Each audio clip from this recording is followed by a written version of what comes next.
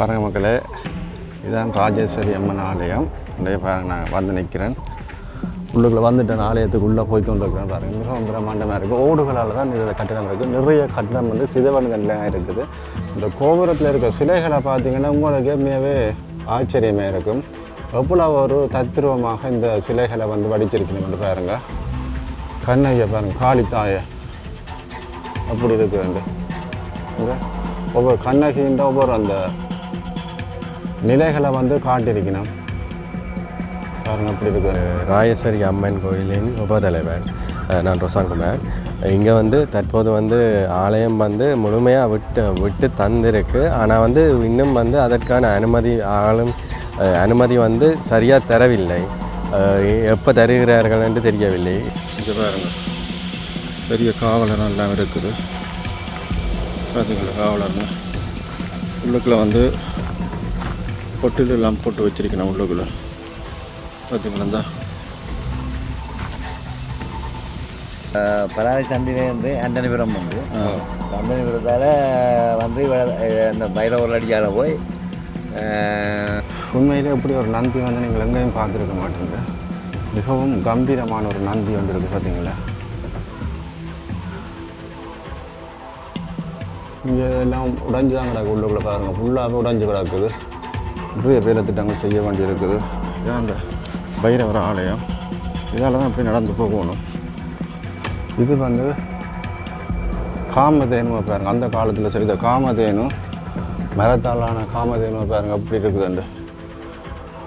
எல்லாம் பழுதாக போய் சிதப்படைஞ்சிருக்கு பாருங்கள். இங்கே இந்த மேடைகள் எல்லாமே சிதப்படைஞ்சிருக்குது. காமதேனு பாருங்கள், இது அப்பரன்னு தான் நினைக்கிறேன். பாருங்கள், அவ்வளோ அழகாக இருக்கு அந்த இடத்தையே எனக்கு. இல்லை எங்களுக்கு நம்ம வரக்கூடிய மாதிரி இப்படி விட்டதே பெரிய இது இதே மாதிரி கும்பிடக்கூடிய மாதிரி. நான் வந்து இதில் வீடியோவை நிப்பாட்டிட்டு அங்கால போய் இந்த வீடியோ தொடரலாமன்றிருக்கேன். வாங்க அங்கே போய் பார்ப்போம் என்னென்னு. இந்த மரத்தில் பார்த்தீங்களா, இதில் ஒரு கட்டடத்தில் மரமே வந்து இதில் பொறுத்து இருக்குது. இதில் கட்டடம்லாம் இடிஞ்சு கிடக்கு பாருங்க, இடிஞ்சு கிடக்குங்க, ஃபுல்லாகவே இடிஞ்சு கிடக்குது.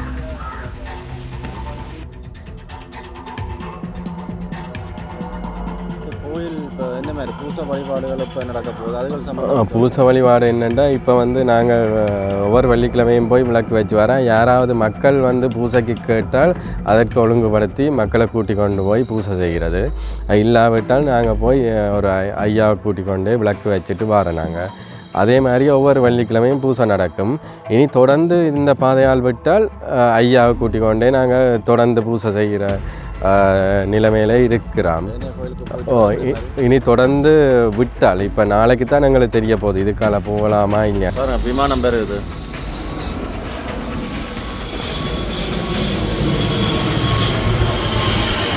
அன்பு தமிழ் உறவுகளுக்கு வணக்கம். இன்றைக்கு எங்கே நிற்கணும்னு சொல்லினால் பலாலி, அதாவது ராஜராஜேஸ்வரி அம்மன் ஆலயத்துக்கு போகின்ற இந்த பிரதான பாதையில் இருக்கன் வந்து குறிப்பாக இந்த பாதை வந்து கடந்த 3 நாட்கள் முதல் வந்து நான் பலாலியில் ஒரு அலுவலரிடம் திடீரென்று இளங்குமரன் அவர்கள் வந்து எம்பி அவர்கள் வந்து சொல்லியிருந்தார் இந்த ராஜேஸ்வரி பாதை விடுறதாக. ஆனால் குறிப்பாக அந்த பாதை வந்து இன்னும் முழுமையாக விடுபடலை. ஏன்னா நானும் வந்து இன்றைக்கு பயங்கர கஷ்டப்பட்டு இங்கே பதிவெல்லாம் மேற்கொண்டு பொறுத்து நிறைய கஷ்டப்பட்டு தான் இந்த உள்ளுக்குள்ளே போயிட்டு இப்போ வந்திருக்கிறோம். உண்மையிலேயே வந்து மக்கள பாவனைக்காக இந்த பிரதேசங்கள் விடுபட வேண்டும். அதோட வந்து அவர்கள் வழிபடுகின்ற வழிபாட்டு தலங்களும் விடுபட வேண்டும். இது சம்பந்தமான ஒரு பதிவாக தான் இருக்க போது. உள்ளுக்குள்ளே போய் பார்ப்போம் ராஜேஸ்வரி அம்மன் ஆலயம் எப்படி விளங்குது, அங்கே என்ன மாதிரியான நிலைமையில் அந்த ஆலயம் இருக்குன்றது அனைத்து விடயங்களையும் நான் உங்களுக்கு பகிர போகிறேன். வேறு என்ன உறவுகளே, முதலாக எனது காணொலியை பார்ப்பது தான் மறக்காமல் சப்ஸ்கிரைப் பண்ணிட்டு காணொலியை பாருங்கள். காணொலிகள் போகலாம். நேராக போகிற வீதி வந்து வீரப்பழ வீதி. இதால் திரும்பின வந்து அம்மன் வீதி இருக்குது. இதால் ராஜேஸ்வரி அம்மன் ஆலயத்தை போகணும். வந்து அதில் தெரிய பெரிய அதில் தெரிய பெரிய ஆலயம் தான் அது.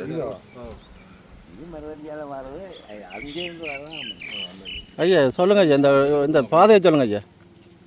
இந்த பாதை என்ன பாதை இது? இப்போ இந்த கோயிலுக்கு வாரண்டா இப்போ பழமையாக வார பாதை விடையில தானே, அது ஆமி விடையில இப்போ வேறு பாதைகள் தானே வர்றதுக்கு அனுமதி கொடுக்குறாங்க. இப்போ இதுக்கு வாரண்டா, இந்த இடத்துக்கு வாரண்டா எப்படி வரணும்? இப்போ பலாரி சந்திலேருந்து அண்டனிபுரம் வந்து அண்டனிபுரத்தால் வந்து இந்த பைரவர் அடியால் போய் அதெல்லாம் போகணும். அந்த பலாளி என்ன அந்த இது அந்த போலீஸ் ஸ்டேஷன் இருக்கிறது பக்கத்து ஒழுங்கைகளால் இறங்கி அந்த ரோட்டால் இறங்கி அப்படியே நேராக வந்து ஒரு சந்தி வருது அப்படி தானே. அந்த சந்தியால் திரும்ப இஞ்சால வரணும். அந்த சந்தியால் இடப்பக்கம் திரும்பும். அதெல்லாம் நேராக வந்து இடப்பக்கம் திரும்ப சரியாண்ணா? சரி, இடப்பக்கம் திரும்பினா இந்த சந்திக்கு வருது. வந்து அதுக்குள்ளே போய் பார்க்கலாம். இந்த ரோடு இப்படியே போய் அம்மன் கோயிலுக்கு போகிற பாதை அது. இதால் போய் மருதடிக்கு போகும். சரி. மருதடியிலேருந்து அஜ்வேரிக்கும் போகலாம், பசாவளானுக்கும். மருதடிக்கு இந்த பாதை போகுது. சரி. அந்த மருதடிக்கு நான் சொன்னேன். மருதடி ரைட். அதாவது இதால் வராங்க இந்த பாதையால் வரலாமே. பசாவளம் சந்தியால் வந்து இந்த ரோட்டால் வரலாம். ஆமாம். சரி. நன்றி ஐயா, நன்றி. மக்களை இதான் வந்து ராஜேஸ்வரி அம்மன் ஆலயத்துக்கு போகிறதுன்ட்டு அந்த பிரதான பாதை. இதில் முன்னுக்கு வந்து அந்த சந்திலேருந்து நேராக வந்து அதாவது பலாளி போலீஸ் ஸ்டேஷன் இருக்குது. அதால் திரும்பி வாரணும். அதுலேருந்து ஒரு கிலோமீட்டரில் வந்து இடப்பக்கத்தால் திரும்பி நீங்கள் வேறு இந்த பாதை வருது. இதில் வந்து இராணுவத்தினர் காவலர்கள் எல்லாம் இருக்குது பாருங்கள். மேலே இங்கே பாருங்கள், பெரிய காவலர்கள் எல்லாம் இருக்குது பார்த்தீங்களா. காவலர்னு உள்ளுக்குள்ளே வந்து பொட்டில் எல்லாம் போட்டு வச்சிருக்கணும். உள்ளுக்குள்ளே பார்த்தீங்களா இருக்கிறேன். இன்னும் இந்த பாதைனா விடுபடாத பாதையாக இருக்குது. இதெல்லாம் நேரம் தான் போகணும். அந்த அம்மன் நிலையத்தை நான் கிட்ட கொண்டு போய் காட்டுறேன் பாருங்கள் எப்படி இருக்குது. அந்த இதில் வீடெல்லாம் பாருங்கள் இடிஞ்ச நிலையில் இருக்குது. இப்போ வீடுகள் இருக்குது. இந்த அதில் ஒரு வீடு இருக்குது பாருங்கள், பெரிய வீடு இருக்குது. இதெல்லாம் இராணுவத்தில் கட்டுப்பாடுகள்லாம் இருக்குது. இந்த விஷயங்கள் எல்லாம் இது பாருங்கள். பின்னால் எவ்வளோ வீடுகள் இருக்குண்டு. இந்த நிறைய வீடுகள் கிடக்கு பார்த்தீங்களா. இதுக்கு உள்ளுக்குள்ள போய் நேராக போனீங்க என்றால் வந்து ராஜேஸ்வரி அம்மன் ஆலயத்துக்கு போகலாம். அதில் போய் திரும்பணும். முன்னுக்கு ஒரு பைரவர் கோயில் இருக்குன்னு அந்த கோயிலடியிலே உங்களை கொண்டு காட்டுறேன். ஆமாங்க, இதெல்லாம் போகணும். இந்த ராஜராஜேஸ்வரி ஆலயத்துக்கு போகணும். இதெல்லாம் இதில் முன்னுக்கு ஒரு பைரவர் ஆலயம் இருக்குது. இந்த ஆலயத்தை தாண்டி இதில் வழிபட்டு தான் அந்த அம்மன் ஆலயத்துக்கு போகணும். வந்து ராஜேஸ்வரி அம்மன் ஆலயத்துக்குள்ள முன்னும் உங்களை காட்டுறேன் பாருங்கள். இதான் அந்த பைரவர் ஆலயம். இதால் தான் இப்படி நடந்து போகணும்.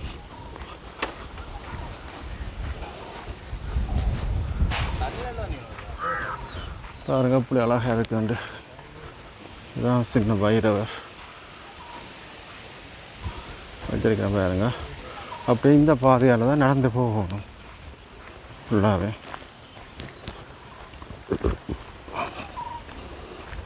அப்படியே போகணும். பாதை அப்படியே இருக்குது, போய் கொண்டிருக்குது. அப்படியே போய் அங்கே போகணும். அந்த பெரிய ஒரு பனைமரம் தெரியுது பாருங்கள், அவடத்தை போகணும். அங்கால வந்து வீடியோக்கள் எடுக்கிறதுக்கு அனுமதி இல்லை. நான் வந்து இதில் வீடியோவை நிப்பாட்டிட்டு அங்கால போய் வீடியோ தொடரலாமன்றிருக்கேன். வாங்க அங்கே போய் பார்ப்போம் என்னென்று. பாருங்கள் மக்களே, இதுதான் ராஜேஸ்வரி அம்மன் ஆலயம். நிறைய பாருங்கள், நான் வந்து நிற்கிறேன். உள்ளுக்குள்ளே வந்துட்டேன். ஆலயத்துக்கு உள்ளே போய் கொண்டிருக்கிறேன் பாருங்கள். மிகவும் பிரம்மாண்டமாக இருக்குது. ஓடுகளால் தான் இது கட்டிடம் இருக்குது. நிறைய கட்டிடம் வந்து சிதைவடைந்த நிலையாக இருக்குது. உள்ளுக்குள்ளே அப்படியே உங்களை கொண்டு காட்டுறேன் பாருங்கள். இதில் வந்து பொங்கல் எல்லாம் செய்கிறதுக்குரிய ஏற்பாடுகள் செய்திருக்கணும். பொங்கல் பொங்கி இருக்கணும். பெரும்பாலும் வந்து நாளைக்கு ஒரு பொங்கல் வழிபாடுகள் செய்திருக்கிறேன் பாருங்கள். பலாளி ராஜராஜேஸ்வரி அம்மன் ஆலயம்னு போட்டிருக்கிறேன் பாருங்கள். இதில் ஆக தெரியும். இதில் அறிவித்தல்கள் எல்லாம் படுத்திருக்கிறேன். இப்போ இந்த புனர் நிர்மாண பணிகள் வந்து இனிதான் நம்ம வந்து செய்ய போயிடும் ஆலயத்தை. பாருங்கள் எப்படி பிரம்மாண்டமாக இருக்குது இந்த ஆலயம். இங்கே வந்து இந்த மணிக்கூட்டு கோபுரம் இருக்குது பாருங்கள். மணியை காணல, மணிக்கூட்டு கோபுரம் இருக்குது.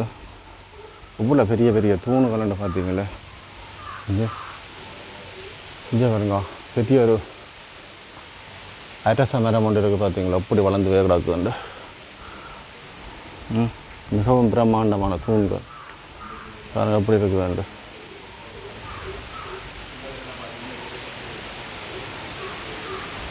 பாருங்கள் ஆலயத்தை முன்னுது. இந்த நந்தியை பாருங்கள், வித்தியாசமாக இருக்குது. உண்மையிலே இப்படி ஒரு நந்தி வந்து நீங்கள் எங்கேயும் பார்த்துருக்க மாட்டீங்க. மிகவும் கம்பீரமான ஒரு நந்தி ஒன்று இருக்குது பார்த்தீங்களா.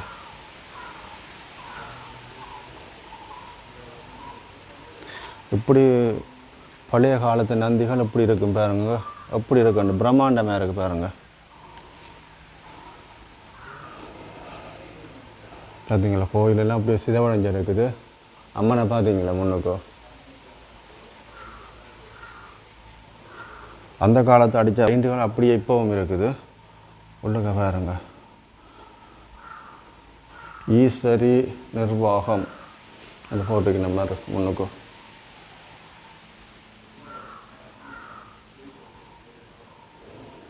இங்கே இதெல்லாம் உடைஞ்சு தான் கிடக்கு. உள்ளுக்குள்ளே பாருங்கள் ஃபுல்லாகவே உடைஞ்சு கிடக்குது.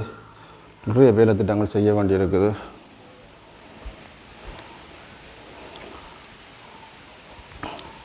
உண்மையிலேயே ஆலயத்தை பார்க்க மிகவும் பிரம்மாண்டமாக இருக்குது. உண்மையாக இப்படி ஒரு ஆலயம் வந்து கிடைக்கிற அரிதான விஷயங்கள். பின்னுக்கு வந்து கருவறை வந்து கருங்கல்லால் தான் கட்டப்பட்டு இருக்குது. அப்படி பிரம்மாண்டமாக இருக்குது. இன்றைக்கும் சிதைவடையாமல் தான் இந்த ஆலயத்தின் கருவறை எல்லாம் இருக்கிற பார்க்கக்கூடிய மாதிரி இருக்குது. பாருங்கள் இவ்வளோ பெரிய அரச மரம் உண்டு ஆலயத்தை பாருங்களா. இது வந்து காமதேனு பாருங்கள். அந்த காலத்தில் செய்த காமதேனு பார்த்தீங்களா, மரத்தாலான காமதேனு பாருங்கள் அப்படி இருக்குதுண்டு. எல்லாம் பழுதாக போய் சிதவடைஞ்சிருக்குது பாருங்கள். இங்கே இந்த மேடைகள் எல்லாமே சிதவடைஞ்சிருக்குது. காமதேனு பாருங்கள். இது அப்பரன்னு தான் நினைக்கிறேன். அப்பரோ சம்பந்தரோ தெரியல வடிவா. பார்க்குறாங்க கமெண்ட் பண்ணுங்கள். இங்கெல்லாம் ஃபுல்லாகவே இராணுவத்தினர் அங்கே இருக்கணும். இங்கெல்லாம் ஃபுல்லாக இராணுவத்தினர் இருக்கணும். அதுக்குள்ளே போயில நாங்கள் பாருங்கள் கண்ணகியை பாருங்கள். இதில் விலங்கோட நிற்கிற கண்ணகி, அந்த மதுரை எரித்த கண்ணகி வந்து இந்த விலங்கோட வந்தன்ற இருக்குது தானே ஒரு வரலாறு உண்டு. பாருங்கள் கண்ணகியை பாருங்கள் அப்படி இருக்கிறாண்டு. மிகவும் பிரம்மாண்டமாக இருக்குது பாருங்கள் இந்த கோபுரத்தை. மற்றது இந்த கோபுரத்தில் இருக்க சிலைகளை பார்த்திங்கன்னா உங்களுக்கு எப்பவுமே ஆச்சரியமாக இருக்கும். எவ்வளோ ஒரு தத்ரூபமாக இந்த சிலைகளை வந்து வடிச்சிருக்கணும்னு பாருங்கள். கண்ணகியை பாருங்கள், காளித்தாயை அப்படி இருக்குதுண்டு. இங்கே ஒவ்வொரு கண்ணகின்ற ஒவ்வொரு அந்த நிலைகளை வந்து காட்டியிருக்கணும் பாருங்கள் அப்படி இருக்குதுண்டு. பாருங்கள் இதெல்லாம் கருங்கலால் தான் செய்திருக்கேன். கருங்கல் தான் ஃபுல்லாகவே கருங்கல் கடவுளே. பாருங்கள் அப்படி இருக்குதுண்டு. அதான் இது சிதவடையாமல் இப்போவும் இருக்கிற கூடிய மாதிரி இருக்குது. நீட்டாக இருக்குது. பிள்ளையார் இங்கால பாருங்கள் அப்படி இருக்குது அந்த பிள்ளையார.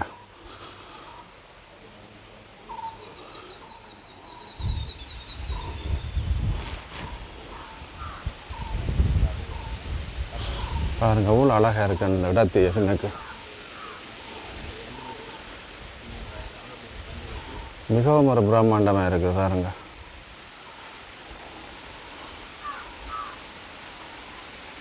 அப்படியே பாருங்க முருகனுக்குரிய தலத்தை பாருங்கள். இதில் இதுவும் பழைய முருகன் தான். இப்போ தான் இந்த புல்லுகள் எல்லாம் துப்புரவு பண்ணியிருக்கணும் பாருங்கள் அப்படி இருக்கு இந்த முருகன்.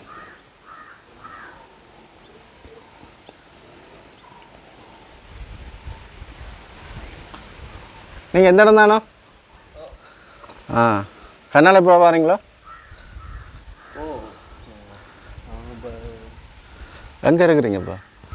இப்போ நான் இருக்கிற குப்பெல்லாம் நீங்கள் விளையாடிதான் ரம்ஜான். முதல் ஆரம்பத்தில் இந்த யுத்தத்துக்கு முதல் இந்த கோயிலுக்கெல்லாம் வந்து போயிருக்கிறீங்களா? யுத்தத்துக்கு முதல் இங்கே இருந்தேன் நாங்கள். இப்போ அதுக்கு பிறகு நான் இப்போ வந்துருக்கேன். எப்படி இருக்குது? சந்தோஷமாக இருக்குது. அப்படி இருக்குது பார்க்க உங்களுக்கு. இப்போ என்னதான் கரநாளை பிறகு வந்துருக்கிறோம். பார்க்க சந்தோஷமாக இருக்கேன். அப்போ உங்களோட அப்பா அம்மாக்கெல்லாம் இங்கே இருக்கிறாங்க, வெளியில் அங்கே இல்லை எல்லாம் இங்கே ஆண்டிக்கணும். சரி. அப்போ இப்போ நாளை கோயில் திருவிழா நடக்குது, எல்லாம் வெறிவினம் இருக்குது. ஓமாம், பூசை தொடங்குதாமே என்ன? சரி. அன்னைக்கு என்ன பேர்? ஏன்னா தேவைப்படுறேன் இல்லை எங்களுக்கு இதை நிரந்தரமாக வரக்கூடிய மாதிரி இப்படி விட்டதே பெரிய இது. இதே மாதிரி எங்களுக்கு நடுவில் இதை வந்து கும்பிடக்கூடிய மாதிரி, இதை பராமரிக்கக்கூடிய மாதிரி இருந்தால் காணும். சந்தோஷம் என்ன? அதான் மாதிரி அந்த விக்கிரகங்கள் இந்த வடிவமைப்பெல்லாம் பார்க்கவே ஆச்சரியமாக இருக்குது எங்களுக்கு. சூப்பராக இருக்குது. சரி அண்ணா, ஓகே, நன்றியா. நன்றி. பாருங்கள் மக்களே, கோபுரத்தை பார்த்தீங்களா அவ்வளோ அழகாக இருக்குண்டு. இதில் வந்து கிணறு ஒன்று இருக்குது பாருங்க. வேறு எவ்வளோ நல்ல தண்ணியை பார்த்தீங்களா உள்ளுக்குள்ளே.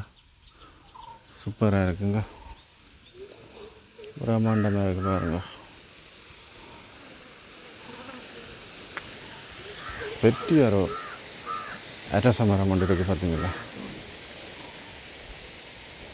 போயிடலாம். இதுலேயும் ஒரு கிணறு இருக்குது பாருங்க. முன்னுக்கும்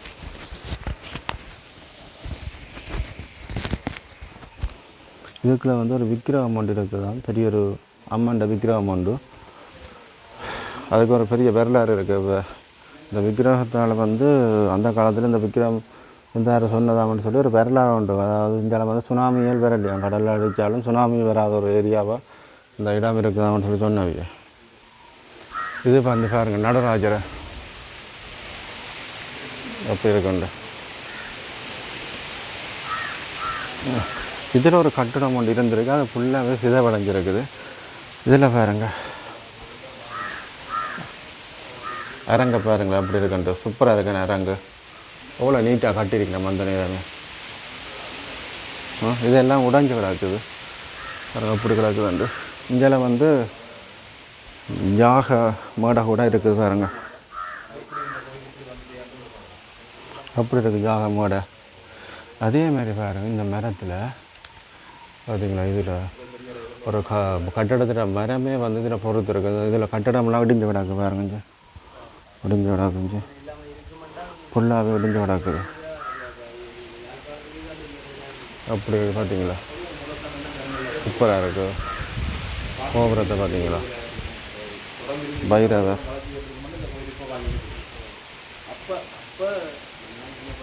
பைரவரை பாருங்கள்.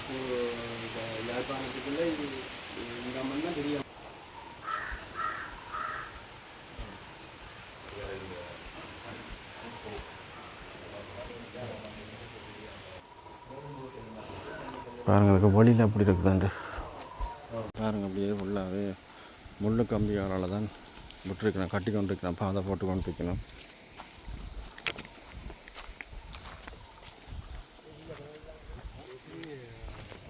பாருங்கள் ஃபுல்லாகவே வேலிகள் அடைச்சி கொண்டிருக்கணும், ஃபுல்லாகவே காடுகளாக இருக்குது பாருங்கள். வணக்கம், நான் வந்து பலாலி கிழக்கில் ராயேஸ்வரி அம்மன் கோயிலின் உபதலைவர். நான் ரொசான்குமார். இங்கே வந்து தற்போது வந்து ஆலயம் வந்து முழுமையாக விட்டு தந்திருக்கு. ஆனால் வந்து இன்னும் வந்து அதற்கான அனுமதி வந்து சரியாக தரவில்லை. எப்போ தருகிறார்கள் என்று தெரியவில்லை. இப்போ கோயிலுக்கு போய் வந்ததும் பெரும் கரைச்சலோடு தான் போய் வந்தேன். நாங்கள் கிட்டத்தட்ட அரைமத்தியால் நின்று தான் போய் வந்தேன். பதிவுகளை மேற்கொண்டு தான் போய் வந்தேன். வாரவர்கள் அதில் வந்து சந்தையில் 15 கொண்டு தான் உள்ளுக்கு வரணும். இதே மாதிரி முதல் கட்டத்துக்கு வந்து எங்களுக்கு வந்து முதல் 2004 அந்த காலப்பகுதியில் போய் வந்தது இராணுவத்தின் வாகனத்தில். எங்களோட அடையாள அட்டையை காட்டி அவர்களிடம் அடையாள அட்டை கொடுத்து தொலைபேசி ஆகியவற்றை கொடுத்து இவ்வளோ காலமும் போய் வந்த நாங்கள். இப்போ மீண்டும் வந்து இந்த புது அரசாங்கம் வந்த பிறகு மீண்டும் அதே நடைமுறையில் இருந்தது. இப்போ கடைசியாக வந்து நான் 6 மாதத்துக்கு முதல் வந்து ஒவ்வொரு வெள்ளிக்கிழமையும் போய் பூசை செய்யலாமென்று பழைய அரசாங்கம் சொல்லி அந்த நடைமுறை வந்து ஒவ்வொரு வெள்ளிக்கிழமையும் நடைபெற்று வந்தது. போய் விளக்கு வச்சு வந்தது. தற்போது வந்து இது நடைமுறையில் இருந்தது. தற்போது கடைசியாக வந்து பழைய எஸ்எஃப் கமாண்டர் வந்து ஒரு தற்காலிக பாதை விடுவித்து அதுக்கால போகலாமென்று சொல்லி 1 மாதத்துக்கு ஒரு கிழமைக்கு பிறகு புது எஸ்எஃப் கமாண்டர் வந்து அதனை வந்து மறைத்து விட்டார். அதற்கு பிறகு நாங்கள் பலாலி டி சந்தி இல்லாட்டி வருசாவலான் சந்திக்கு போய் பழையபடியாக இராணுவத்தின் வாகனத்தில் தான் போய் வந்த நாங்கள். தற்போதும் கிட்டத்தட்ட போன வெள்ளிக்கிழமை தொடக்க நாங்கள் அப்படித்தான் போய் வந்தோம். இந்த வெள்ளிக்கிழமையிலேருந்து நாங்கள் இந்த தற்காலிக பாதையால் போகலாம் என்று சொல்லியிருக்கிறார்கள். அது நடந்தால் எங்களுக்கு சந்தோஷம். நாளைக்கு இது சம்மந்தமாக எங்களுக்கு தெரிய வரும் என்ன மாதிரி நிலப்பாடுண்டு. அப்போ இன்றைக்கும் நாங்கள் கோயிலுக்கு போனாங்க. பெரும் கஷ்டமத்தியில் தான் போனது. அவங்கள்ட்ட எடுத்து அவங்க வந்து மேலிடத்தில் அப்ரூவ் எடுத்து போய் வந்தது. மேலிடத்தில் அப்ரூவ் எடுத்து அரசாங்க கட்சி சார்ந்த சில பேர் வந்து அதற்கு ஒத்துழைப்பு வழங்கி இருக்கிறார்கள். இருந்தாலும் இனி தொடர்ந்து மக்கள் பாவனைக்கு மக்கள் விரும்புவது என்னென்றால் பழைய பாதை, அதாவது இந்த ஆலயத்துக்குரிய பழைய பாதையை தான் மக்கள் விரும்புகிறார்கள். ஆனால் இவர்கள் வந்து தற்காலிகமாக மக்களின் காணிக்குள்ளாலேயே போய் வர சொல்லி இருக்கிறார்கள். பழைய பாதை வந்து எந்த விதியால் வருது? பழைய பாதை வந்து யாழ்ப்பாணம் பலாலி நோக்கி வர பலாலியிலேருந்து உள்ளுக்கு வந்து கோயிலுக்கு அருகாமையே இருக்குது. அதாவது இப்போ அண்மையில் விடப்பட்ட அந்த கட்டுப்பாட்டு அந்த விடப்பட்ட விட்ட பாதை கொஞ்சம் இருக்குது. ஆனால் இன்னும் விடாமல் தான் இருக்குது அந்த பாதை. ஏனெண்டா ஒரு அவர்களின் வந்து என்ன அந்த வாகனம் திருத்துகிற ஒரு கராச்சி இருக்கிறதால அந்த கராச்சை எடுத்த பிறகு தான் அந்த பாதையை விட்டு தருவோம் என்று கொண்டு நிற்கிறார்கள். இதுக்கு நடவடிக்கை எடுத்தால் மக்கள் சந்தோஷப்படுவார்கள். கோயில் இப்போ என்ன மாதிரி பூச வழிபாடுகள் இப்போ நடக்க போகுது? அதுகள் பூச வழிபாடு என்னென்னா இப்போ வந்து நாங்கள் ஒவ்வொரு வெள்ளிக்கிழமையும் போய் விளக்கு வச்சு வரேன். யாராவது மக்கள் வந்து பூசைக்கு கேட்டால் அதற்கு ஒழுங்குபடுத்தி மக்களை கூட்டி கொண்டு போய் பூசை செய்கிறது. இல்லாவிட்டால் நாங்கள் போய் ஒரு ஐயாவை கூட்டி கொண்டு விளக்கு வச்சுட்டு வரோம். நாங்கள் அதே மாதிரி ஒவ்வொரு வெள்ளிக்கிழமையும் பூசை நடக்கும். இனி தொடர்ந்து இந்த பாதையால் விட்டால் ஐயாவை கூட்டி கொண்டே நாங்கள் தொடர்ந்து பூசை செய்கிற நிலைமையில் இருக்கிறோம். இனி தொடர்ந்து விட்டால் இப்போ நாளைக்கு தான் எங்களுக்கு தெரிய போகுது இதுக்கால போகலாமா இல்லையான்னு. அதாவது நாளைய வெள்ளிக்கிழமை நாங்கள் இதுக்கால வரும் போது நோமலாக எங்களை விட்டால் நாங்கள் தொடர்ந்து பூசை செய்ய இதன்று தொடங்கலாம். ஏனெண்டா நாங்கள் இப்போ இன்னும் விட இல்லைன்ட்டு நாங்கள் போய் பூசை ஐயா கூட்டிக் கொண்டு ஐயாவை சிரமப்படுத்தி அதுக்கால போகிறது கொஞ்சம் கஷ்டம். அப்போ நாளைக்கு தான் எங்களுக்கு முடிவு வரும். சிரமதான பணிகள் எந்த அளவுக்கு? சிரமதான பணி எங்களுக்கு வந்து கோயில் வீதி வந்து கடைசியில் வந்து வேலி கம்பி போடுறதுக்கு இராணுவம் உதவி செஞ்சது. கடைசி வேலி நாங்கள் அதாவது வேலி கம்பிகள் வேண்டி கொடுத்தது. அடுத்த மக்களும் சேர்ந்து இணைஞ்சு வேலை செஞ்சுருக்கிறோம். நிர்வாக உறுப்பினர்களும் செய்திருக்கிறோம். வேலி கம்பி வந்து போட்டிருக்கிறோம். இந்த வேலிக்கம்பி முழுவதும் அந்த வேலிக்கம்பிக்கு இடையில் ஒரு பத்தை இருக்குது. அதை தள்ளி முடித்தால் கிளியர் ஆகிடும். நாளைக்கு வந்து அந்த வேலை நடக்கும். சரி, இப்போ நாளைக்கு தான் முடிவு தெரியும். மக்களுக்கு சொல்லலாம் இந்த பாதையால் வரலாம் இல்லாட்டி எப்படி வரலாம் நாளைக்கு தான் தெரியும். நாளைக்கு தான் தெரிய வரும். ஏன்னாண்டா நாங்கள் முழுசாக சொல்லிடலாம் அதை. ஏன்னாண்டா இன்றைக்கே நாங்கள் அதில் அரைமத்தியால் நின்று வெயிட் பண்ணி ஒரு ஆளுக்கும் கோல் எடுத்து அவங்க வந்து கிட்டத்தட்ட 4 பேருக்கு கோல் எடுத்து கேட்டுட்டாங்க போகலாமோண்டு. ஏன்னாண்டா தங்களுக்கு அப்ரூவ் வரையில்லையாண்டு, அதாவது அனுமதி வரையில்லை இதுக்கால விட்றோக்காண்டு. அப்போ நான் கடந்த ஒரு 3 தினங்களுக்கு முன்னரே பாராளுமன்ற உறுப்பினர் இளங்குமரன் வந்து தன்னுடைய சமூக தாக்கத்தில் தெரிவித்தவர் வந்து மக்கள் வந்து போகிறதுக்குரிய அனுமதி இருக்குது, இராணுவத்தினர் வந்து முழுமையாக விட்டுட்டு நாம் போகலாம்னு தெரிவிச்சிருந்தார். ஆனால் அதை நம்பி நிறைய மக்கள் வந்து திரும்பி போயிருக்கீங்க. அப்போ இது வந்து என்னென்னா எங்களுக்கு வந்து இராணுவம் வந்து எங்களுக்கு கிட்டத்தட்ட ஒரு 3 கிழமைக்கு முதல் சொன்னவன் உங்களுக்கு வந்து ஒரு பாதை விட்டு தரலாம், அதாவது அந்த பழைய பாதை விட்டு தரலாம், 2 பக்கம் வேலி அடைச்சி ஆளுநர்கிட்ட சொல்லி இருக்கணும். ஆளுநரும் அந்த பாதையை விடாப்படியாக நிற்க சொல்லி சொன்னேன். ஆனால் இவர்கள் வந்து இப்போது இந்த பாதை தற்காலிக பாதை தரலாம் வேண்டா. பிறகு நாங்கள் சரி அதை தாங்கொண்டு அவர்கள் வந்து இவ்வளோ நாளும் பேச இருந்தவன். இப்போ கடைசியில் வந்து இளங்குமரன் வந்து ஒரு பூசைக்கு வந்த எஸ்எஃப் கமாண்டர் மற்ற இளங்குமரன் அவங்க பாராளுமன்ற உறுப்பினர் இளங்குமரன் அவர்கள் வந்து பூசைக்கு வந்த அந்தண்டு அவர்கள் கதைச்சு எங்களுக்கு தந்திருக்காங்க. இனி அடுத்த கட்டம் என்னென்று நாங்கள் பார்க்கணும். ஏன்னாண்டா இப்போவும் அவங்க தான் சில பேர் கதைச்சு அனுமதி தந்திருக்காங்க உங்களுக்கு கோயில் ஆலயம் பார்க்குறோக்கு. மேலதிக தகவல் வந்து இனி அடுத்த இதில் தான் தெரியும் நாங்கள் போய் பார்க்கும்போது. சரி, நன்றி. விமானம் பெறுது.